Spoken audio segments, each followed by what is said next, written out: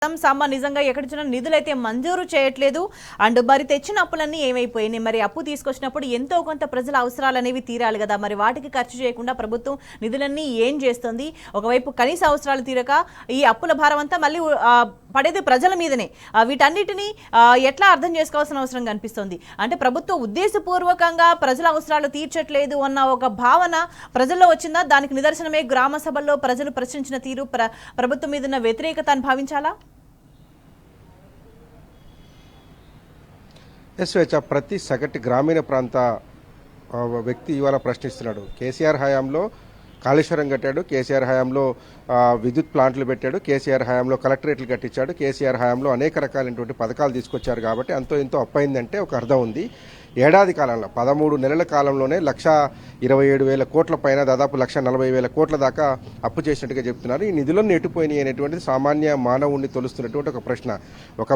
ఒక కొత్త ప్రాజెక్టు తీసుకురాలేదు, ఒక గ్రామ యూనిట్గానో జిల్లా యూనిట్గానో కొత్త పరిశ్రమ పెట్టలేదు, లేదు ఏదన్నా మంచినీటి పథకమో లేదంటే ఏదైనా ఇరిగేషన్ ప్రాజెక్టు లేదంటే విస్తృతమైనటువంటి రోడ్ల సదుపాయము ఏది చేపట్టకుండానే 13 నెలల కాలంలోనే 1,30,40,000 కోట్ల రూపాయల దాకా అప్పెట్లా అయింది అనేటువంటిది సగటు గ్రామీణ ప్రాంతానికి సంబంధించినటువంటి తెలంగాణ పౌరుని మెదడును తొలిసివేస్తున్న ప్రశ్న. కానీ ప్రభుత్వం దగ్గర సమాధానం లేదు.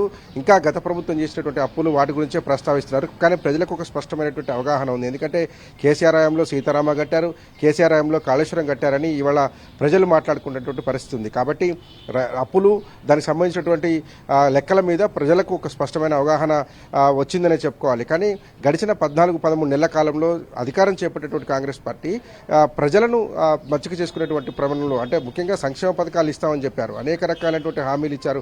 అవేవి ప్రజల్లోకి తీసుకురాకపోవడంతోనే పెద్ద ఎత్తున వ్యతిరేకతను ఎదుర్కొంటుంది. సహజంగా పార్లమెంటు ఎన్నికలప్పుడు అభ్యర్థి ఎవరో తెలియకపోయినా ప్రజలు ఓటేస్తారు. కానీ అసెంబ్లీ ఎన్నికల్లో అభ్యర్థిని చూసి లేదా పార్టీని చూసి ఆ పార్టీ ఇచ్చినటువంటి మేనిఫెస్టోని చూసి ఓటేస్తారు. కానీ గ్రామ పంచాయతీ ఎన్నికల్లో మటుకు ఆ వ్యక్తిని ఆ వ్యక్తి వెనకాలన్నటువంటి పార్టీని అన్నీ చూసి అన్నీ నచ్చితేనే ఓటేస్తారు. చాలా ప్రతిష్టాత్మకమైన ఎన్నికలు. ఎమ్మెల్యే ఎంపీ ఎన్నికల కంటే కూడా గ్రామ పంచాయతీ ఎన్నికలను ప్రతి ఒక్కరు ప్రతిష్టాత్మకంగా తీసుకొని పనిచేస్తారు. కాబట్టి ఎన్నికల్లో పరాభవం ఎదురవుతున్నటువంటి భయం బహుశా ప్రభుత్వం దగ్గర ఉన్నట్టుగా కనిపిస్తుంది. ఎందుకంటే నిన్న మొన్న జరిగేటువంటి గ్రామ సభల్లో ప్రజలు నిలదీశారు. ఎందుకంటే మీరు అన్ని డిసెంబర్ 9 డెడ్ లైన్ పెట్టి అది ఇస్తాం ఇది ఇస్తామన్నారు.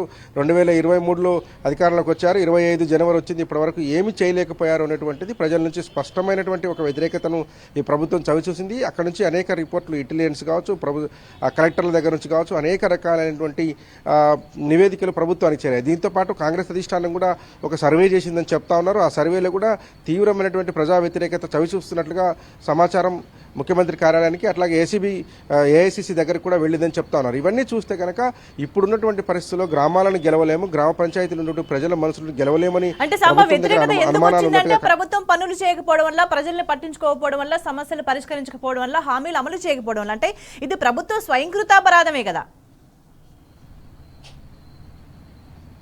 చెప్పిన మాట చెప్పినట్టు చేస్తే ప్రజలు ఖచ్చితంగా ఆదరిస్తారు. చెప్పిన మాట చెప్పకుండా వాటిని దాటవేస్తూ 20-30% ప్రభుత్వ పథకాలను పరిమితం చేసి అందరికీ ఇచ్చామనేటువంటి ఒక అభూత కల్పన చేసేటువంటి ప్రయత్నం చేస్తే ఖచ్చితంగా ప్రజలు నిలదీస్తున్నటువంటి పరిస్థితి. ఎందుకంటే రైతాంగమే ఇవాళ రైతు రుణమాఫీకి సంబంధించి ఒక్కొక్క గ్రామ పంచాయతీలలో ఖచ్చితంగా రైతులే ఉంటారు. కాబట్టి రైతాంగం ఒక పక్క ఇబ్బంది పడుతూ ఉంది, ఇంకొక పక్క పెన్షన్లు పెంచుతామని చెప్పి పెన్షన్లు పెంచలేదు, మరోపక్క ఇందిరమ్మ ఇళ్ళు ఇస్తామని చెప్పి ఇప్పటికి ఏడాది క్రితం పోయిన మార్చిలో లాంచ్ చేసినటువంటి ఇందిరమ్మ ఇళ్ళ పథకాన్ని మళ్ళీ నిన్న లాంచ్ చేశారు. ఆ పథకానికి సంబంధించినటువంటి అతిగతి లేనటువంటి పరిస్థితి. ఏడాది కాలంగా ప్రభుత్వం నుంచి నేరుగా పాత పెన్షన్లు, పాత నుంచి ఇస్తున్నటువంటి కళ్యాణ లక్ష్మి చెక్కులు మినహాయిస్తే ఇప్పటికీ ప్రజలకు నేరుగా జరిగినటువంటి లబ్ధి లేదు. పోనీ గ్రామ పంచాయతీలకు పంచాయతీ యాజ్ ఎ యూనిట్గా ఏమైనా లబ్ధి జరిగిందా?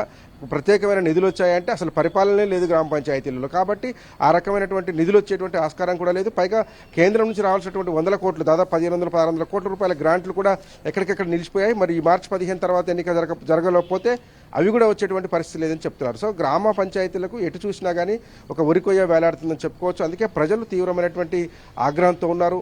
అనేక రకాలైనటువంటి హామీలు ఇచ్చినటువంటి వాళ్ళు ఒక్క పని కూడా చేయలేకపోయారనేటువంటిది ప్రజల్లో తీవ్రమైనటువంటి వ్యతిరేకతను మూటగట్టుకుంది ప్రభుత్వం. చెప్పి డేట్లు పోతా ఉన్నాయి. నిన్న కూడా అర్ధరాత్రి నుంచి రైతు భరోసా నిధులు అట్లాగే ఆత్మీయ భరోసా నిధులు టంగ్ మంటూ మీ అకౌంట్లో పడతాయని చెప్పారు. చాలాసేపు రైతులు ఎదురు చూసి డబ్బులు పడకపోవడంతో నిరాశ చెందినటువంటి పరిస్థితులు మనం గ్రామాల్లో చూస్తున్నాం. కాబట్టి ఈ పరిస్థితిని ఎదుర్కొని విజయవంతం కావడం అనేది అంత ఈజీ కాదు. కాబట్టి బహుశా కాంగ్రెస్ పార్టీ భయపడుతుండొచ్చు. ఆ ప్రభుత్వానికి ఏమైనా బ్యాక్ రిపోర్ట్స్ ఏమైనా ఉన్నాయో తెలియదు. కానీ మొత్తానికైతే గ్రామ ప్రాంతాలలో పాలన పడకేసింది. ఇప్పుడు మున్సిపాలిటీలు కూడా ఆ కోవలో చేరబోతున్నాయి. స్వేచ్ఛ.